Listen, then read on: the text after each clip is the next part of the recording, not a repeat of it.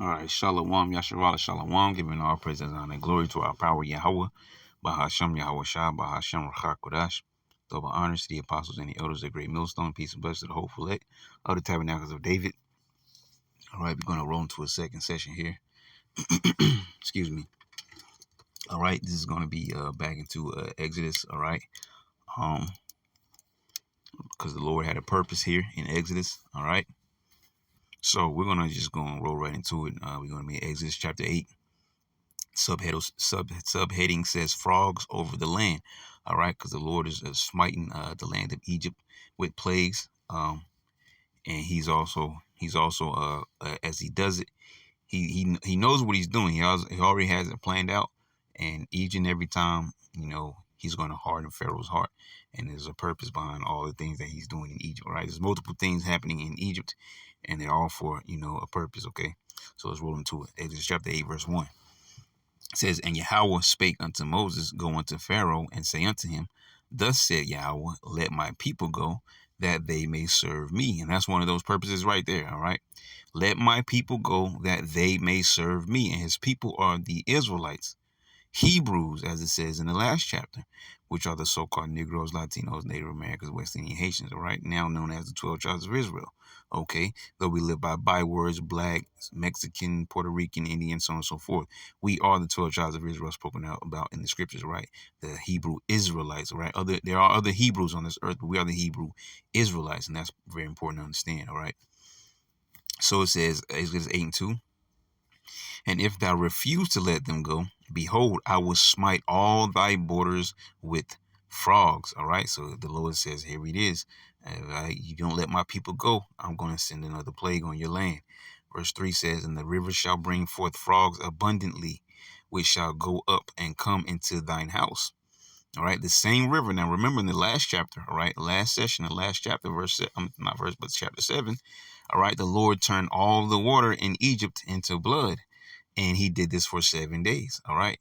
Now here's the same river. He says, and the river shall bring forth frogs abundantly. All right. So now there's another plague, all right, coming on this land, all right, which shall go up, and which is the plague of frogs, which shall go up and come into thine house and into thy bedchamber and upon thy bed and into the house of thy servants and upon thy people and into thine ovens and into thy kneading troughs. All right. Let's get this word kneading troughs. All right. So no one's confused about that. So I'm going to jump down here real quick. All right. So it says here kneading trough or bowl. See what else we can get from here. Sha'ar. All right. So that's going into something else. All right. So basically just, a tool basically used for, we'll just say cooking purposes, if you want to put it like that. All right.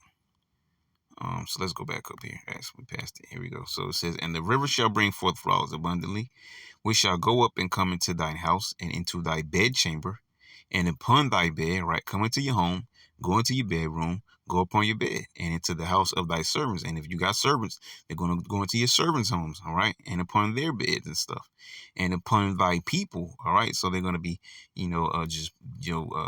plagueful, right? And, like you can't even sit down outside without frogs jumping all over you, wherever you go, wherever you step, frogs everywhere, okay? It says, and upon thy people and into thine ovens, which means you can't even cook without getting these frogs up, up out the way. And that's if you were able to. Into thy kneading troughs. Verse 4 says, and the frog shall come up both on thee and upon thy people and upon all thy servants. So he's telling this thing is directly towards Pharaoh. It's going to happen to you first, and because of you, all your people as well, which are the Egyptians. All right. It says, and Yahweh spake unto Moses, say unto Aaron, stretch forth thine hand with thy rod over the streams, over the rivers, and over the ponds, and cause frogs to come up upon the land of Egypt. And Aaron stretched out his hand over the waters of Egypt. And the frogs came up and covered the land of Egypt. And the magicians did so with their enchantments. Here they go again, the same guys that were just rolling with him last time. All right. And the magicians did so with their enchantments and brought up frogs upon the land of Egypt. All right, so this is Pharaoh once again making use of his magicians to try to do the same thing that Moses and Aaron are doing with the spirit and power of Yahawah Shem Shah. All right, channeling it through that rod that was given to them. Okay, so it says, and the magicians did so with their enchantments and brought up frogs upon the land of Egypt. Then Pharaoh called for Moses and Aaron and said, entreat Yahweh that he may take away the frogs from me and from my people, and I will let the people go that they may do sacrifice unto Yahweh. So this is what Pharaoh was saying, all right? He says that, let's read it again. It says that then Pharaoh called for Moses and Aaron, all right, after this happened. He already knew exactly what was going on. So he called for Moses and Aaron, right? Because he knew what they were here for, all right? It says, and said, entreat Yahweh, right? Go and cry unto your God, all right? And do this for me, that he may take away the frogs from me, you see? Because it was to him. It happened to him first, and then all his servants, okay? It says that he may take away the frogs from me and from my people. You see? It says, and I will let the people go. Talking about the Israelites. I will let you free if you go and get these frogs the hell away from my people, okay? It says that they may do sacrifice unto Yahweh. I will let your people go that they may do sacrifice unto Yahweh. Verse 9 says, and Moses said unto Pharaoh, glory over me. When shall I entreat for thee and for thy servants and for thy people to destroy the frogs from thee and thy houses, that they may remain in the river only? So basically reversing the whole effect. Bring them from all the lands, all the people, wherever they were plaguing them at, and put them back in the river, all right? Verse 10 says, and he said, tomorrow, and he said, be according to thy word, that thou mayest know that there is none like unto Yahweh, our power. All right, so he says, tomorrow, this thing is going to happen, and you're going to know that this was Yahweh. And the frogs shall depart from thee, and from thy houses, and from thy servants, and from thy people. They shall remain in the river only. Verse 12 says, and Moses and Aaron went out from Pharaoh, and Moses cried unto Yahweh because of the frogs which he had brought against Pharaoh. And you see, this is where he went to do the thing that he said, right? He was a man of his word. Pharaoh wasn't, and we're going to get down there. Moses was a man of his word. He went back to the Lord, right? It says, and Moses and Aaron went out from Pharaoh, and Moses cried unto Yahweh because of the frogs which he had brought against Pharaoh. And Yahweh did according to the word of Moses, and the frogs died out of the houses, out of the villages, and out of the fields. So they were everywhere, all right, inside the biggest cities, out in the open fields, all right, inside the little villages, okay, everywhere across the land of Egypt, because it was to Pharaoh and all his servants and all his people, okay. It says, and they, verse 14 says, and they gathered them together upon heaps, and the land stank. So basically, because you have to think about it, maybe there was no water nearby. All right. So like it says in the field. So it's just a bunch of dead frogs in the field. So they had to do something about it. You know, dead frogs in people's houses. Okay. They had to do something about it. Okay. It says, and they gathered them together upon heaps, and the land stank. And that's a raunchy, a rank smell. Bunch of frogs, right? Exodus 8 and 15 says, but when Pharaoh saw, if you ever smelled a fish tank alone stinks. So just imagine just a bunch of, but when Pharaoh saw that there was respite, he hardened his heart and hearkened not unto them as Yahweh had said. And this is what we just spoke about, right? Pharaoh said one thing up above in the previous scriptures, but then he returned and went back right into his old, his hard-headed way. All right. And this is like what, the third time maybe, in our last readings where it says that Pharaoh hardened his heart once again. All right. And this is all according to the plan and purpose of the Lord. So it says the plague of insects. All right. So the Lord is continuing on. Exodus 8 and 16 says, and Yahweh said unto Moses, say unto Aaron, stretch out thy rod and smite the dust of the land, that it may become lice throughout all the land of Egypt. And you got to think, we got to really stop and think about this one. He says, smite the dust of the land. You got to think about it, man. You could just, I don't know, just step on whatever, just 1 foot, it's a sandy area. And you know how on a windy day, that dust will come up and you got to, cover your face or whatever so it won't get your eyes, your nose, whatever, and the dust will fly up. Or you see a car screech, like in the movies, a car screech off and then, he's kicking up all this dust or whatever. This is how the Lord brought lice, man. Lice. Think about that for a second. And Yahweh said unto Moses, say unto Aaron, stretch out thy rod and smite the dust of the land, that it may become lice throughout all the land. You can't even imagine, man. Everywhere where there was dirt, there's dust. And so where there was dust, there was lice. And ain't no bunch of paved roads and streets and highways and stuff like we got now in these modern day times. It was filled and dirt for roads. So you got to think there was a lice. Oh my goodness, man. Just think about that for a second. Because we'll be another 3, 4, 5 minutes just talk about it. So let's move on. Exodus 8:17. Exodus 8:17 says, and they did so. For Aaron stretched out his hand with his rod and smote the dust of the earth, and it became lice in man and in beast. All the dust of the land became lice throughout all the land of Egypt. So once again, you gotta understand, it probably, like they said, in the field, right? Could be people living in a little small village. They didn't know what the hell was going on. Just things keep constantly happening. All right, because not everybody was right around Moses and Aaron and Pharaoh and upon maybe the main city or whatever. So these things were just happening, and they probably don't know what the heck was going on. Verse 18 says, and the magicians did so with their enchantments to bring forth life. So here they go again. All right, they're trying to upset what the Lord was doing by saying this is just more magic. All right, but it wasn't magic. This was the spirit and power of YAHAWAH. What they were doing was replicating what the Lord was doing through Moses and Aaron. All right, it says, and the magicians did so with their enchantments to bring forth lice. But what? But they could not. You see, just replicators. They couldn't do this. All right, they got away a couple times, but they couldn't do this one. This is something that wasn't in the power of their magic. You see, it says, so there were lice upon man and upon beast. Then the magician said unto Pharaoh, this is the finger of God. You see, there was no more denying. All right, we got away with it a couple times, but we can't do this one. This is something else. Maybe Moses is on something here. Maybe this is their power. You damn right. It was their power. Then the magician said unto Pharaoh, this is the finger of God. And Pharaoh's heart was hardened, and he hearkened not unto them as Yahweh had said. You see, this is like the fourth time Pharaoh hardened his heart. And this was what? All according to the plan of Yahweh Bahashim Yahushua. All right. And it says, and he hearkened not unto them as Yahweh had said.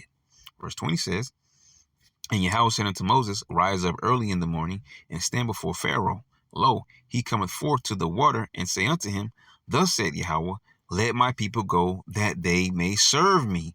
Here it is again. It says, else, if thou wilt not let my people go, behold, I will send swarms of flies upon thee, and upon thy servants, and upon thy people, and into thy houses, and the houses of the Egyptians shall be full of swarms of flies, and also the ground whereon they are. So everywhere you step, there's flies everywhere, just droves of flies. And you gotta, and man, everybody know how annoying flies are. They just flying by your ear, you down there smacking the side of your head. I hate flies, man. Zip, zip, zip, zip, zip, zip, and they aggravate, and they won't go away. All right. So this is, and you got to think about, that's just a few flies. All right, maybe around your house during the, I don't know, during the summertime or whatever. You got flies or whatever. But this is flies beyond what we've ever seen. Okay. So it says, verse 22 says, and I will sever in that day the land of Goshen, in which my people dwell. All right, because you have to understand now, when you go back to your, you go back in your history search and your reading now, you will understand that the Israelites migrated into the land of Goshen during the famine. Okay, this is at the end of Genesis. Okay, so if you haven't read it, go and read it for yourself. All right. All the Israelites migrated, because of the famine, because Joseph was already in Egypt. He was second in Egypt. Okay. And so he was in command of all the things that were going on. All right. And when he saw his brothers alive and so on and so forth. All right. Like I said, read the account yourself. But the Israelites migrated into the land of Goshen. Okay. And they were to be there because what they did as shepherds, right, wasn't as seen as a good thing in the eyes of these filthy Egyptians. So there was a separation, but that's by the Egyptian customs, okay? And so and Joseph told them about it, all right, forehand, like say such and such this thing, all right, so you'll be in the land of Goshen, all right. Like I said, go do your own history search on that, read that yourself on your own time. It says, and I will sever in that day the land of Goshen, in which my people dwell, that no swarms of flies shall be there, to the end thou mayest know that I am Yahawah in the midst of the earth. So this is how the Lord was putting his mark on it, all right?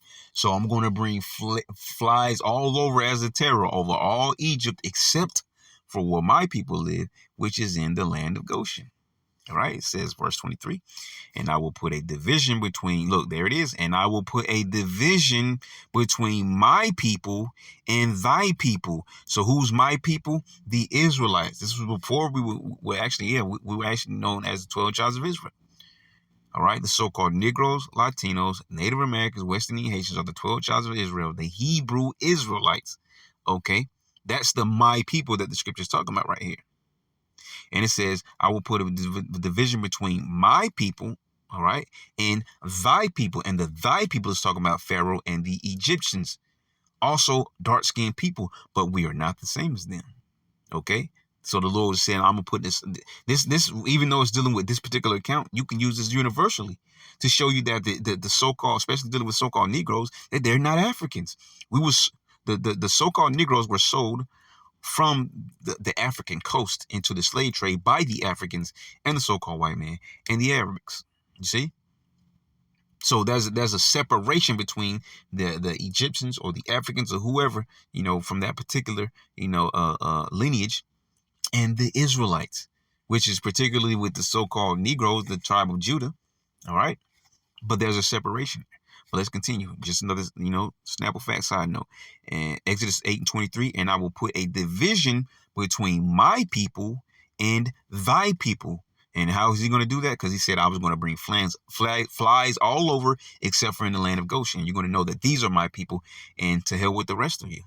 All right. And I will put a division between my people and thy people. Tomorrow shall this sign be. The sign be, you see? Verse 24 says, and Yahawah did so. And there came a grievous swarm of flies into the house of Pharaoh, and into his servants' houses, and into all the land of Egypt. The land was corrupted by reason of the swarm of flies. You see? And Pharaoh called for Moses and for Aaron, and said, go ye, sacrifice to your God in the land. You see? He already knew what was going on. This is the second time. He said, wait, go and get the boys, bring them back. Go call for Moses and call for Aaron, bring them back ASAP. All right. And Pharaoh called for Moses and for Aaron and said, go, you got to do this now. Go ye, sacrifice to your God in the land. And Moses said, it is not meet so to do, for we shall sacrifice the abomination of the Egyptians to Yahawah our power. Lo, shall we sacrifice the abomination of the Egyptians before their eyes? And will they not stone us? Yeah, you see? So Moses knew better than that, all right? We're not going to do this thing right here, all right? It says, verse 27 says, we will go 3 days journey into the wilderness, all right? We're going to be more wiser than that, all right? We're going to go 3 days journey into the wilderness and sacrifice to Yahawah our power, and he shall command us. Verse 28 says, and Pharaoh said, I will let you go, that ye may sacrifice to Yahawah your power in the wilderness. Only ye shall not go very far away. Entreat for me. You see? And it was all him. All right. Me. Do this for me. All right. Go here for me. Go there for me. Do this so me. Right? He really didn't care about bowing down and humbling himself before Yahawah. He only cared about relieving the plagues from off of his household and his servants and his people. All right. And then he got strict with their distance. All right. So this is how wicked he was. Right. Yeah. I'm gonna let you go so you can sacrifice to your Lord, so you can rid the land of this plague. But I'm not going to let you go but so far. So it says, and Pharaoh said, I will let you go, that ye may sacrifice to Yahawah your power in the wilderness. Only ye shall not go very far away. Entreat for me. And Moses said, Behold, I go out from thee, and I will entreat Yahweh that the swarms of flies may depart from Pharaoh, from his servants, and from his people tomorrow. But let not Pharaoh deal deceitfully any more in not letting the people go to sacrifice to Yahweh. So he was like, look, you said this a couple times now, and you be lying. Why you always lying? All right. This time you got to stick to your word, Pharaoh. That's what Moses was like, look, man, don't play no games, man. Verse 30 says, And Moses went out from Pharaoh and entreated Yahweh.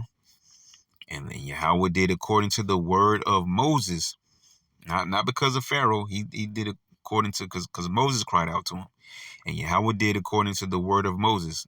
And he removed the swarms of flies from Pharaoh, from his servants, and from his people. There remained not one. And Pharaoh did what? And Pharaoh hardened his heart at this time also.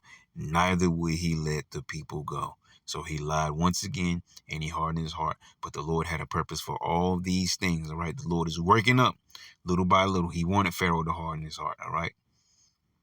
So, no need to say any more, all right? We'll leave it at that. We'll come back around with another session, Lord willing. All right, so Lord willing, you edify to next time. Yahawah, Shalom.